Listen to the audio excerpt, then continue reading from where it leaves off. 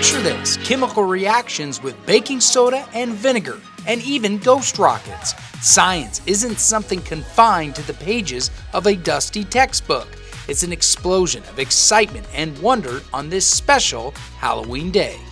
In the future, if you want to have fun, you can do a science experiment, and you can know how to do it from paying attention and having fun. The lessons from this extraordinary Halloween experience are more than just schoolwork. They're like a trick or treat that will be cherished and remembered for years.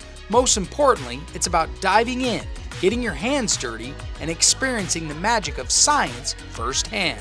It's a lot better, I feel like, when you actually get to work with it, you get to understand it more. If you just mix things together, how it can make a chemical reactions.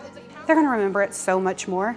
And are they gonna remember a day of Halloween where they sat in the classroom and they were bored? Or are they gonna remember a day of Halloween in middle school where, oh my gosh, my teachers let us just go crazy and have fun? Normally, science is taught straight out of a textbook, but when you add a dash of creativity and sprinkle in some imagination, it truly comes alive. It's a day that students can remember and learn from, creating a lasting impact that might just get them a job down the line.